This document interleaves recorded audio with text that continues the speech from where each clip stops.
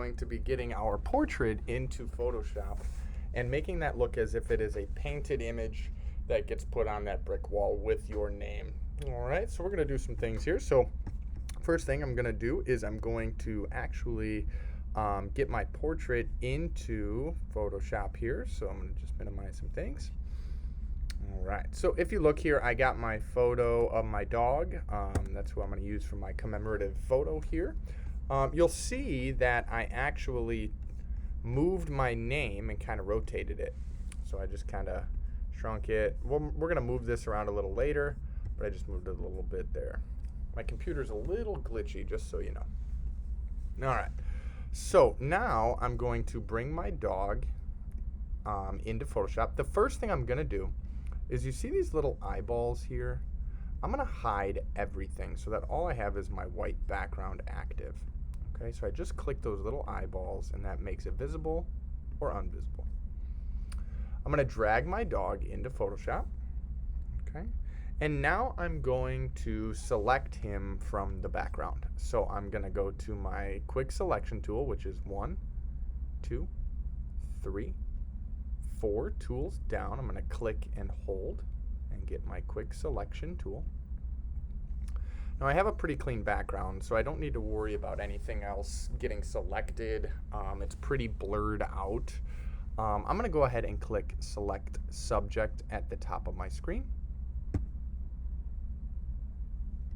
And there we go. We have a pretty decent selection going around him.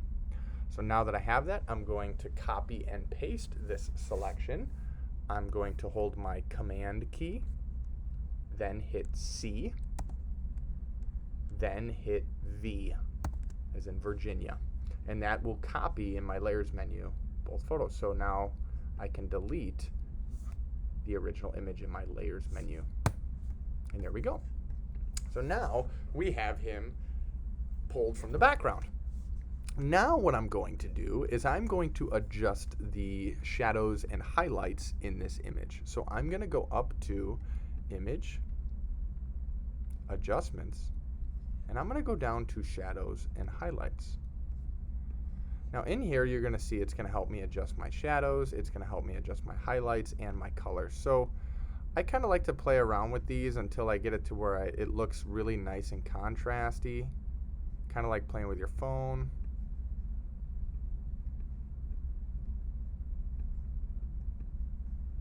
Want some good highlights in there.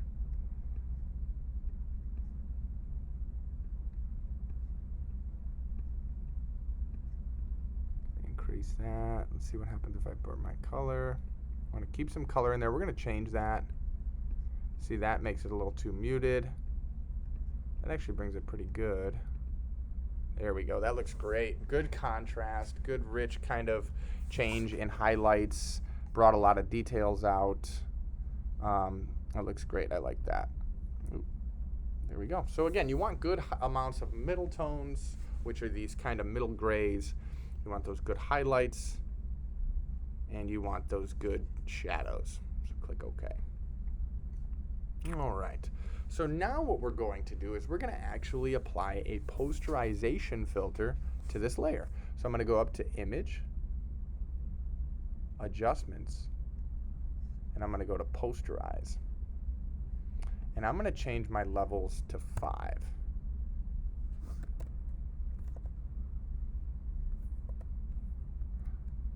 You can kind of play around between 5 and 6. I actually kind of like 6. I get some good details down here. And I'm going to click OK. Then I'm going to go up and we're going to actually apply a photo filter to this. So I'm going to go to Filter, Filter Gallery. I'm going to choose Cutout.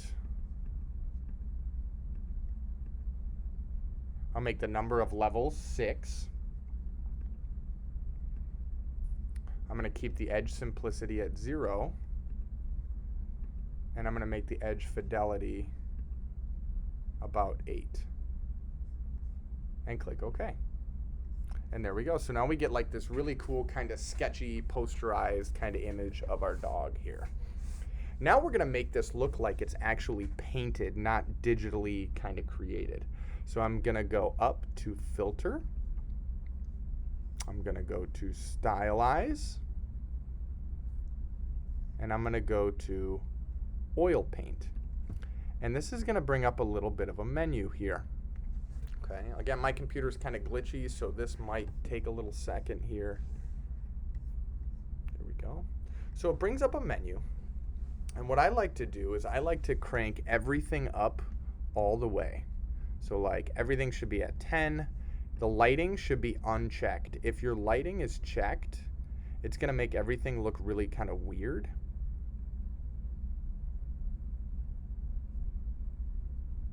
Give it a second here. It's going to kind of make everything look kind of 3D essentially.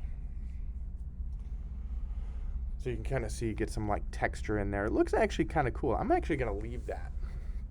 You know, you might want to try it, see how you like it, see what looks good, but that looks good to me. So now we have this kind of cool oil painted look to our dog. Now the last thing we're going to do is we're going to actually add the gradient in this that gives it the look of our kind of graffiti here. So what I'm going to do, I'm going to kind of toggle on some of my graffiti. So again, I click those little eyeballs. And now I want this to match the colors here. So I'm going to go in and I'm going to first, I'm going to add a stroke to this. So I'm going to open my layer styles. I'm going to double click and I'm going to go to stroke. Okay. And I'm going to make the stroke somewhat similar to my graffiti. So I'll change the color to maybe be kind of that blue color that matches. Kind of like that. Okay. Kind of do, if you want to do an outer glow, you can. You know, maybe I'll make that kind of that orange color.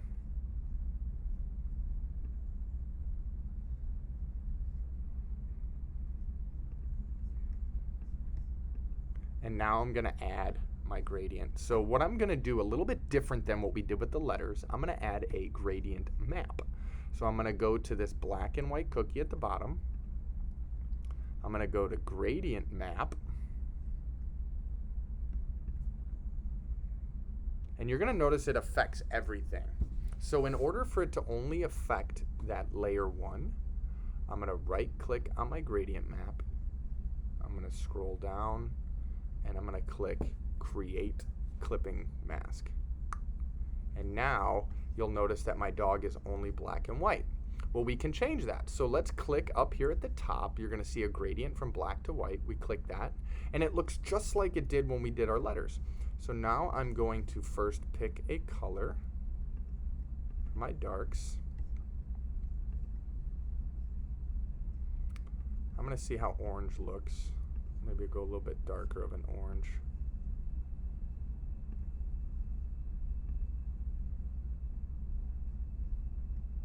Okay. I'm going to maybe make this kind of like my blue. Maybe a little lighter. Maybe I'm going to move this over and maybe I'll add like a little bit of a white in here somewhere. I don't want to go totally white because totally white looks a little crazy.